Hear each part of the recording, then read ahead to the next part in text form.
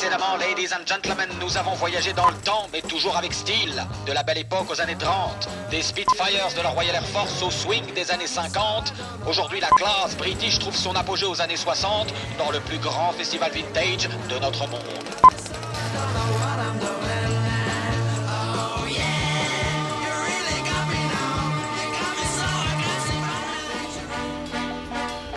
Pour franchir ces portes, la sélection naturelle sera impitoyable.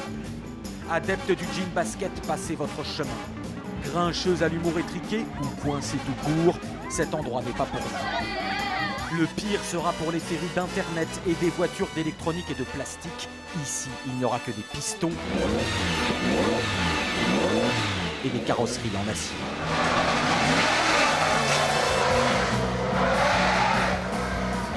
Voici une réserve protégée, elle abrite les derniers humains qui vivent avec style à l'ancienne, et ils sont nombreux. Bienvenue à Goodwood, le plus grand festival vintage de la planète. Pour Marion Fall et Sally Tuffin, c'est un pèlerinage. Ces deux créatrices de mode très célèbres dans les 60s y retrouvent chaque année le souffle de leurs 20 ans. C'était une révolte contre nos parents, celle de faire nos propres choix, de nous exprimer et d'avoir la liberté de porter les vêtements qu'on voulait sans entrave. Un jour, on était allé à Paris présenter une veste avec des franges, notre dernière création. On nous a répondu que c'était un style de prostituée. L'année d'après, Yves Saint Laurent nous a rappelé et a racheté la veste. L'esprit de fête des années 60 est contagieux. Ici, il faudra affronter de redoutables gangs de nostalgiques. Ces jumelles ont eu la bonne idée de s'habiller pareil, et comme le vintage n'est pas sectaire, c'est un Britannique sorti tout droit d'un film de Louis de Funès qui les interpelle. Je suis en gendarme français. J'ai coincé ces deux-là car elles sont trop belles. 350 000 visiteurs, la taille du salon du Bourget en France. Beaucoup de Français ont d'ailleurs traversé la Manche.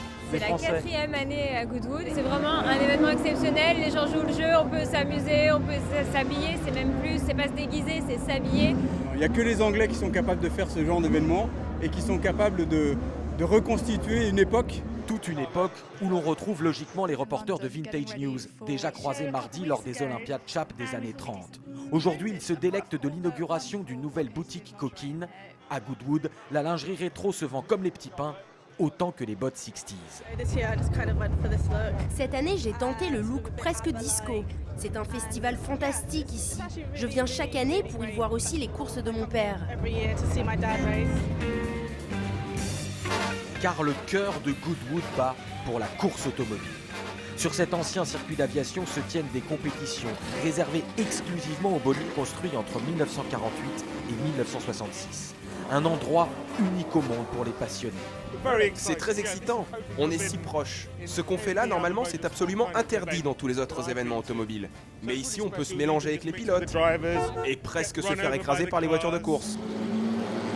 Bobby Verdenroe, lui, est un pilote de Formule 1 professionnel. Et pourtant, il ne prend jamais autant de plaisir qu'au volant de leurs ancêtres. C'est très gratifiant, parce qu'on sent bien plus la voiture vivre et déraper. C'est un défi aussi dur que de piloter les Formule 1 modernes. Ces voitures-là peuvent aller à 250 km/h. Elles sont très rapides. Jaguar, Aston Martin, Alfa Romeo ou Bentley d'époque s'affrontent sans relâche plusieurs fois par jour. Pour cette course, c'est justement notre pilote qui, au volant de sa Ferrari 246 Dino de 1960, en sortira vainqueur. Alors à ceux qui vous demanderont comment ces festivals vintage peuvent encore avoir un tel succès, quelle est la recette de cette inconvenance polie, de ce sérieux ridicule ou de cette classe débridée?